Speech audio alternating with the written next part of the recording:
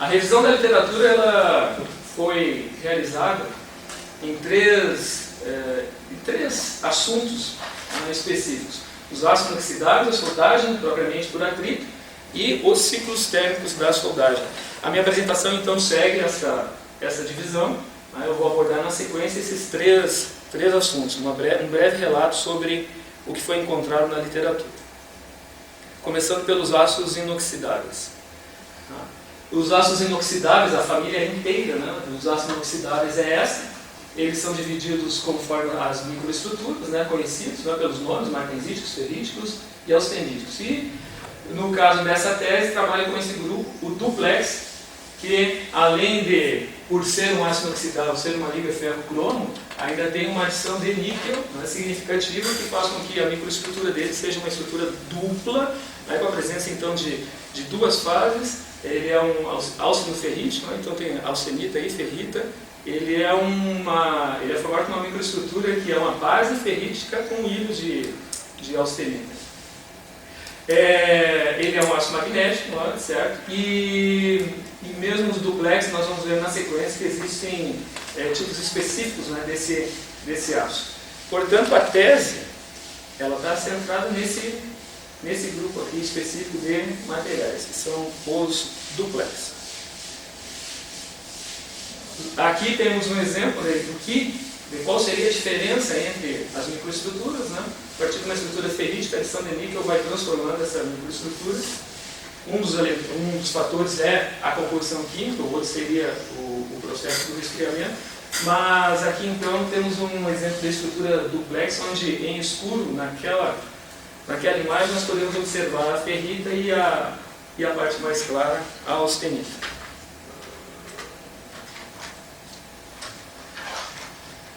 Aqui um breve relato de como surgiram os ácidos inoxidáveis superduplex. Os ácidos inoxidáveis, no geral, eles são produtos do início do século XX, certo? E o primeiro trabalho que se tem conhecimento, ou que se popularizou a respeito dos ácidos ferríticos, foi feito por Bain e Griffith, os mesmos conhecidos bastante da teoria lá das trincas, certo? Eles publicaram então o primeiro trabalho sobre essas ligas álcido-ferríticas em 1927. Posterior a isso, então, isso foi nos Estados Unidos, posterior a isso, na Suécia, a Avesta produziu aquele que seria o primeiro ácido inoxidável duplex, foi 453E. Depois disso tivemos a comercialização de um outro tipo, 453S, também da própria Avesta, ainda com as mesmas características, só que esse aqui ainda tinha o acréscimo de molibdênio, por isso a diferença na terminação. Na década de 30, um erro, o que foi caracterizado como um erro de fundição na Holzer, uma empresa francesa que acabou produzindo um ácido inoxidável duplex na faixa dos 20% de cromo. Isso deu origem então a uma série de ácidos com esse teor de cromo. A partir daí, então, esses ácidos começaram a ser comercializados. De 35 a 37 surge a adição do cobre, para melhorar ainda mais a resistência à corrosão.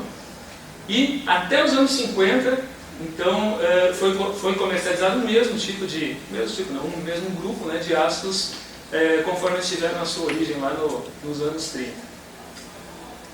Quando, então, na década de 50, teve a crise do níquel, e aí surge, então, os estudos, e desses estudos, de diversos locais de pesquisa, surge a produção do L50 na França, que era um ácido já com reduzidos teores de carbono, menores teores de carbono, do que os iniciais, porque o grande problema no início da produção dos ácidos inoxidáveis duplex, a grande vantagem que eles tiveram sobre os austeníticos, foi o fato de ter um teor de carbono menor e, apesar de ser menor, ainda era alto para os padrões atuais. Hoje está, na época, em torno de 0,08% de carbono, que hoje é considerado muito elevado, que levava a problemas de formação de carbonetos de cromo nas fronteiras dos grãos. Em 1960, na década de 50, com a crise do níquel, então, surgem alternativas de se fazer ligas com menores teores de níquel. Em 60, surge o tratamento térmico dos aços inoxidáveis duplex começa a ser produzido e comercializado após esse tratamento. E até o final dos anos 60 permanecem nesse patamar de desenvolvimento tecnológico. No início dos anos 70 tem alguns fatores que contribuem para um novo avanço. Primeiro, o desenvolvimento das tecnologias, né? Tecnologias do refino dos aços. Né? O processo AOD e VOD, que surgem no início dos anos 70, são aplicados, e com isso conseguem reduzir os teores de carbono e de enxofre e fazer a adição proposital, né, intencional de nitrogênio como elemento de liga nos duplex. E então, o desenvolvimento também da indústria petrolífera, que necessitou de produtos que resistissem a ambientes mais agressivos ainda, surge uma nova geração então, de aços inoxidáveis duplex, representados pelo 3RE60 com 22% de cromo. Em 1980 surge o aço inoxidável super duplex, e a partir daí então, esse grupo do super duplex, que inserido nele está o material de trabalho dessa tese, que é o ASTM A890 grau 6A. Os aços inoxidáveis duplex eles são comercializados e conhecidos e estudados com esta divisão, certo? Onde um elemento importante aqui é a resistência, o número equivalente da resistência à corrosão por pitches, onde os super duplex eles têm que ter esse número maior do que 40. Esse número está relacionado aos elementos de liga que são favoráveis a essa resistência à corrosão por pitching, e eles representam então o potencial, né, que esse material tem de resistência a esse tipo específico de corrosão. Aqui a gente percebe então os elementos principais, né, que compõem essa resistência: o cromo, o molibdênio, o tungstênio e, importante, o nitrogênio. Os aços inoxidáveis da segunda geração, eles foram reconhecidos por essa redução do oxigênio e aumento do nitrogênio através do processo AOD e VOD, formado pelas etapas que estão apresentadas aqui. E aqui uma lista de alguns tipos de aços inoxidáveis mais conhecidos comercialmente e na literatura relativo ao assunto. O nitrogênio, que é o elemento que participa da fórmula lá do trem, ele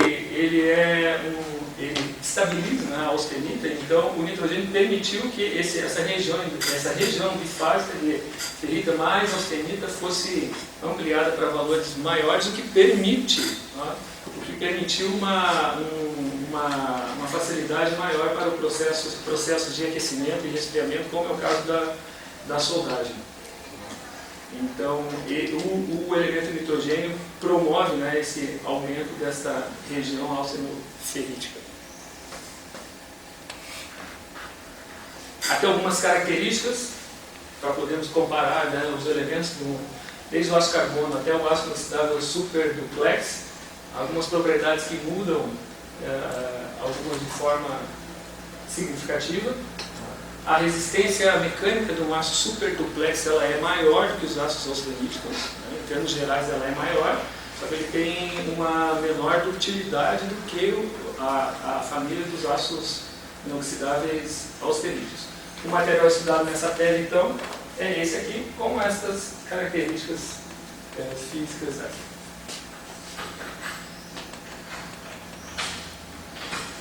Na soldagem, para soldagem de aços inoxidáveis, cada grupo de aço inoxidável ele tem problemas característicos, né, no momento da soldagem. Então, o diagrama de Schaeffler ele mostra o resultado esperado de uma liga baseado nos seus componentes químicos, né? Então, nos elementos químicos. Alguns, então, são estabilizadores da ferrita e outros são estabilizadores da austenita. Tá? Isso pode ser representado pelo níquel equivalente, que é aquela expressão à esquerda, ó, ou o cromo equivalente. Com esses dois resultados, então, se encontra um ponto nesse gráfico, no diagrama de Schaeffler, que representa então, algumas características da liga. Aqui a gente percebe que dependendo da região do gráfico, pelas características da liga, vai ter problemas específicos relativos à soldagem. O já conhecido as trintas de solidificação, para aqueles aços que, geralmente os aços inoxidáveis austeníticos, não é? Dá para ver a região 316, 304, que estão nessa região do problema número 1 aqui, que são trintas de solidificação, temperaturas acima de 1250 graus. Temos a região dos martensíticos, não é? Com as questões relativas à soldagem, da fragilização e fissuramento devido à formação da estrutura martensítica no processo de soldagem. Temos no lado dos ferríticos o problema do crescimento acentuado do grão, tá? Nesse ciclo de aquecimento e resfriamento. E na região dos duplex, aqui, da estrutura ósseo-ferrítica, o problema são as fases intermetálicas, a formação de fases intermetálicas. À medida que o número de elementos colabora, diversos, né, colabora na resistência à oxidação, que é uma característica dos ácidos inoxidáveis superduplex, esse mesmo número acentuado de elementos favorece também a formação de fases intermetálicas no processo de aquecimento e resfriamento. Para ligas fundidas, né, só uma observação, seria mais interessante o uso do diagrama Schwester, né, que ele apresenta o percentual de ferrita em relação à relação cromo-níquel.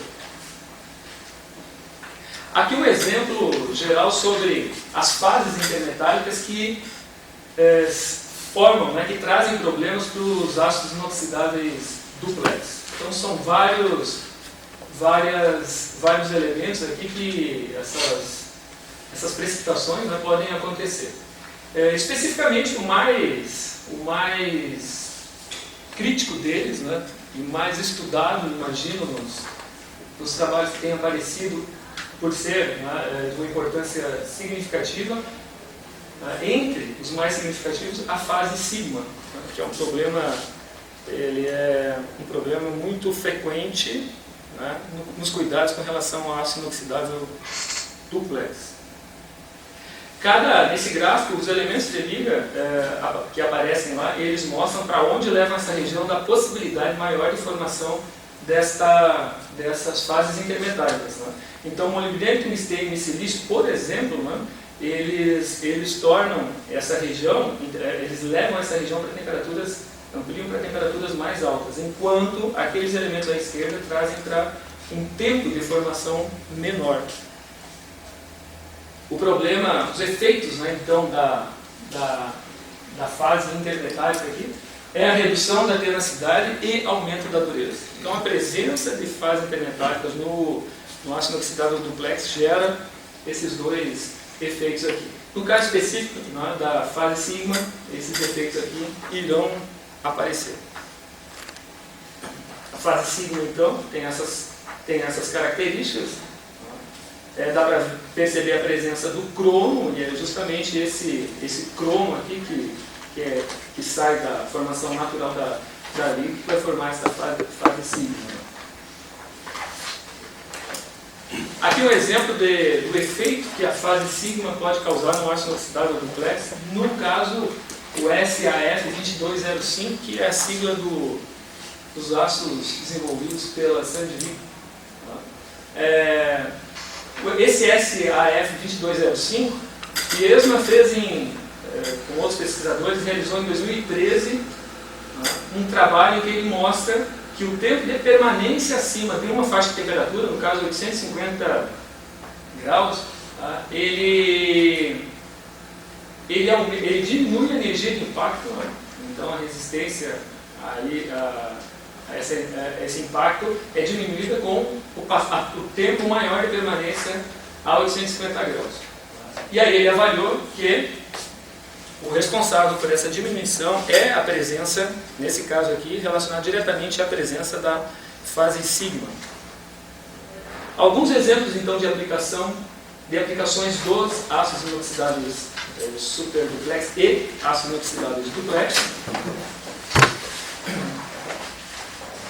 Bombas fundidas, bombas de controle de vazão, algumas conexões, aqui tubos umbilicais usados na extração do petróleo.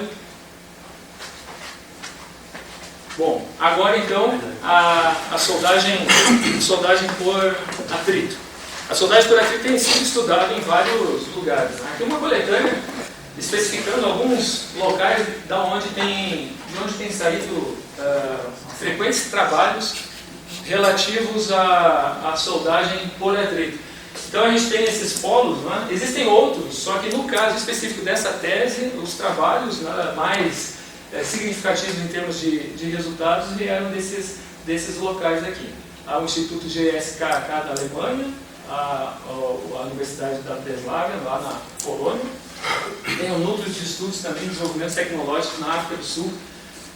O pessoal que principalmente se dedica a FSW, né, Friction Steel Welding, em Ohio. Né?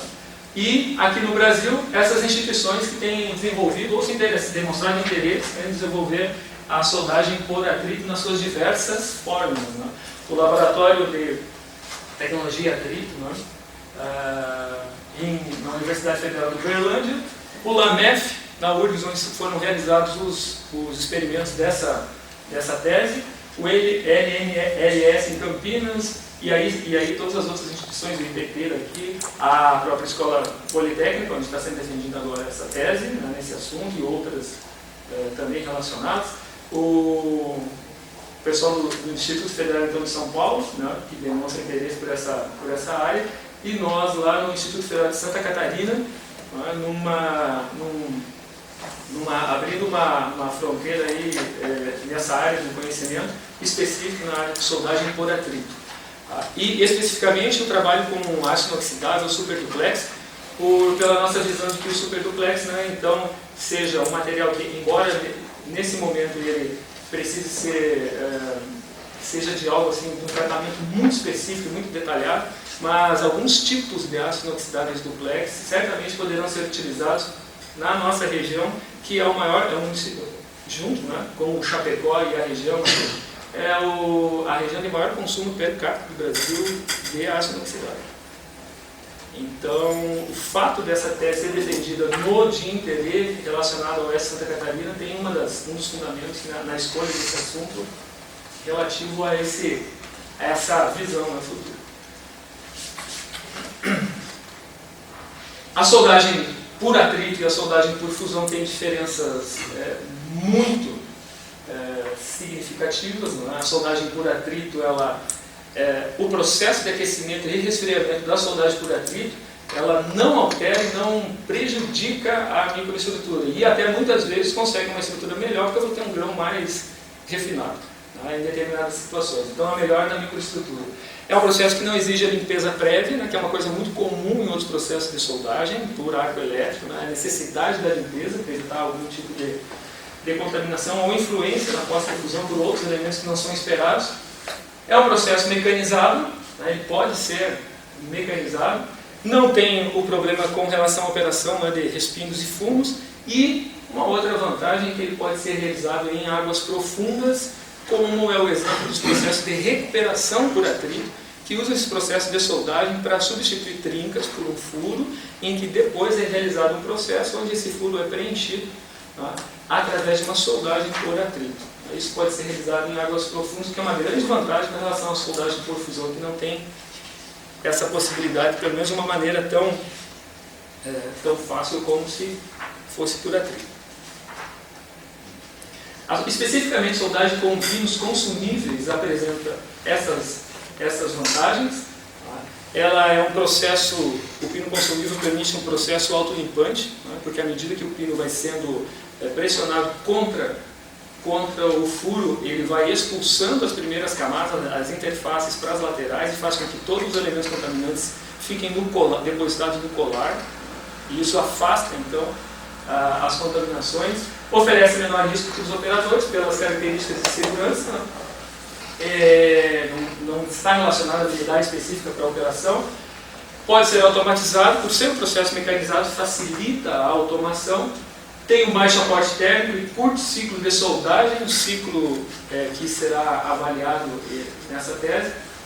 Pode ser utilizado, e inclusive já existem, né, estudos com realização e testes das características no ambiente subaquático.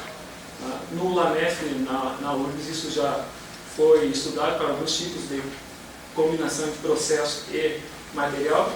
A união ocorre no estado sólido, portanto não há fusão. Alguns autores até dizem que em determinados momentos ele pode ter determinados pontos de fusão, mas isso não caracteriza, né, o processo como um todo. Então, caracteristicamente, ele é um processo sem fusão. Ele é realizado no estado sólido e, portanto, permite, né, por essas características, permite a união de materiais dissimilares. E a zona afetada pelo calor é reduzida, comparado aos processos a arco elétrico. Como todo processo, existem desvantagens, né? Uma é aquela característica intrínseca que o atrito está relacionado ao movimento e então uma das peças deve girar no eixo de soldagem. Um dos materiais ele tem que se deformar plasticamente, essa deformação é necessária para o processo de união. A preparação e alinhamento pode ser um ponto crítico, né? Então a forma como se dá esse alinhamento entre pino e furo pode até certo ponto influenciar no resultado. E por enquanto é um processo limitado às juntas planas e angulares. Os equipamentos até então são equipamentos relativamente caros quando comparados a outros processos tradicionais e convencionais de soldagem.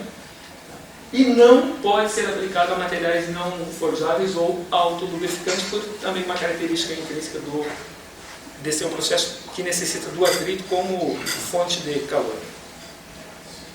Essa foi uma patente americana da utilização do atrito como forma de união para cabos, né? Isso é uma patente oriunda de um pesquisador da região de Chicago, nos Estados Unidos, e ela data de 1891. 1891, então, exatamente 100 anos antes do TW, The Welding Institute, patentear também os processos atuais, né, de soldagem por atrito com pino. Então, 100 anos atrás desta data já existia uma patente americana. Como eu disse, é um processo de uma história, né, relativamente longa, mas as aplicações agora e os problemas começaram a ser solucionados, sanados e avançaram significativamente da metade do século XX para cá. Essa é uma outra patente desses autores aqui, né, e muito parecido com o processo de Friction Steel Welding atual, né, sendo bastante estudado. Essa patente é de 1941, certo? Ou melhor, foi concedida em 1945, né, certo? E é um pino não consumível girante entre duas chapas de topo. Aqui, então, em 1991, surge esse processo aqui, foi patenteado pelo The Welding Institute, onde ele é um processo muito parecido com o FHPP, né? No caso, com uma aplicação específica. Dá para perceber pelo desenho aqui que são duas chapas sobrepostas com um furo pré-realizado e aonde um pino girante ele é pressionado contra o fundo desse furo e ele vai formando camadas de material depositado até preencher totalmente o furo e com isso unir as duas chapas. A partir de então, uma série de outros processos foram desenvolvidos. Então, tem soldagem por atrito, existem várias geometrias com várias possibilidades, né? Geralmente, o termo do processo, o nome do processo está associado a essa posição relativa para a formação da junta, né? Então, temos processos com giro de uma das peças, com giro das duas peças. Alguns detalhes específicos, né, dos desenvolvimentos atuais, a soldagem por atrito radial no canto superior direito aqui, que tem um processo atual, né, de um equipamento atual no LAMEF, que foi desenvolvido para esse tipo de soldagem, para a soldagem de tubos de oleodutos, certo? A Friction Steel Welding, aqui a soldagem por atrito mistura, bastante estudada na atualidade, já com alguns equipamentos aqui no Brasil, realizando esse tipo. Uma variação, né, onde o objetivo não é a união de chapas, mas o processamento da superfície da chapa. E aí temos outras variantes, né? Aqui, um processo muito semelhante ao que vai ser descrito nesse trabalho, que é o processo com pino consumível, só que com furo passante. Esse processo desenvolvido e estudado também aparece algumas referências na tese com relação ao trabalho da Universidade Federal de Uberlândia, onde foi testado esse processo aqui. A FHPP, esse processo de soldagem com atrito com pino cilíndrico consumível, também muito estudado, principalmente por trabalhos no Instituto GSKK da Alemanha, onde são citados alguns resultados nessa tese. Esses processos todos, que são realizados de forma unitária, né, eles podem ser realizados através de uma sequência de processamentos. Aí nós temos uma soldagem por costura. O processo, esse aqui, do Jack Mayer, ele escreveu e estudou a forma como que essas características do processo acontecem ao longo do tempo. Aqui uma observação: o comprimento de queima, geralmente, o comprimento de queima aqui é o que nessa tese é tratado como deslocamento. Deslocamento, ou mergulho, ou comprimento de queima, ou consumo. Na tese foi optado deslocamento por não envolver nenhum tipo de fusão, então acredita-se que o termo queima não seja o mais apropriado, embora utilizado em alguns trabalhos. Esse deslocamento do pino aqui, que é o que determina o tempo de processamento da soldagem por atrito nos equipamentos atuais. Uma outra característica importante é essa variação do torque. Ela acontece porque, num primeiro momento, no encontro, né, das superfícies, algumas saliências têm que ser rompidas. Né?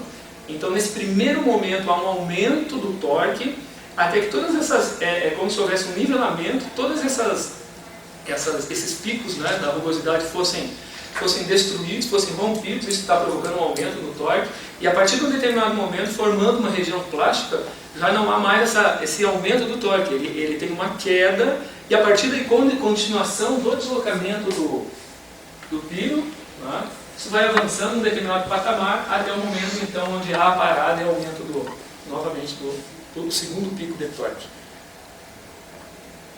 A aplicação da força axial, aqui com uma característica a quarta fase aqui, né, que seria a fase da união, né, certo? Essa força necessária sobre o pino, ela pode permanecer a mesma ou aumentar. Essa força chamada, depois que o pino para de girar, é chamada força de recalque. Ela tem alguma importância também no processo, e no caso desta tese ela foi mantida do experimento constante. Aqui a nomenclatura que vai ser utilizada ao longo do trabalho. Essa foto à direita mostra então, essa figura à direita mostra as rebarbas primária e secundária. Esse detalhe que não existe nos processos de soldagem a arco elétrico, ele é importante porque no caso dos pinos ele vai definir visualmente se houve o preenchimento total da junta. Né? Então é uma forma de verificação e inspeção se esse preenchimento ocorreu, se existir por completo a rebarba primária e rebarba secundária. Temos também uma zona afetada pelo calor, como os processos convencionais, e aqui então aparece característica dos processos de alguns processos por atrito, a zona termomecanicamente afetada, além de ser afetada pelo calor, também pela movimentação do material.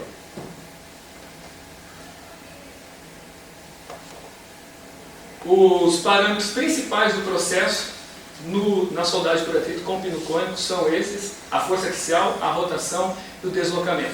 A força axial aplicada pelo equipamento sobre o pino, o número de rotações que esse pino atinge no momento do processo, e o deslocamento é qual a medida nesse eixo vertical que esse pino descerá com relação ao momento em que ao ponto onde ele encontra o fundo do furo. A partir daí, um deslocamento no sentido vertical. Nessa tese, nós estudaremos então o ciclo térmico. Aqui só uma pequena diferenciação, né, entre o ciclo térmico, que são as diferentes temperaturas ao longo do tempo, que são atingidas a cada momento para um determinado ponto da junta soltada, e, por outro lado aqui, uma descrição que seria a partição térmica. Né? Então, para um corte transversal na junta, quais os valores de temperatura para essa junta. Nosso trabalho vai ser com o ciclo térmico. E aí, para o ciclo térmico, nós vamos avaliar, nós temos características importantes, a temperatura de pico que atinge o ciclo. Outra característica importante é o tempo de permanência acima de uma determinada temperatura crítica escolhida, e a velocidade de resfriamento representada pela inclinação da curva de descida. No ciclo térmico do processo específico por atrito com pino consumível, algumas variáveis importantes, alguns elementos importantes aqui, a influência da força axial e a influência da rotação. A força axial, como vai ser depois verificado, ela é o elemento preponderante, porque quanto maior a taxa de aplicação dessa força, mais curto é o ciclo do processo de soldagem. Embora aplique uma força maior, a taxa sendo maior, porque o controle é pelo deslocamento, então tem um ciclo menor. A influência da rotação. Rotações maiores, elas implicam em maiores zonas afetadas pelo calor, uma maior ZAC. Só que ela não tem uma relação direta com o tempo de processamento. Então a variação, nós vamos verificar da rotação, conforme já alguns experimentos na literatura, ela não tem uma relação tão direta. O mais preponderante nesse caso com relação ao ciclo de aquecimento e resfriamento no processo é a força axial.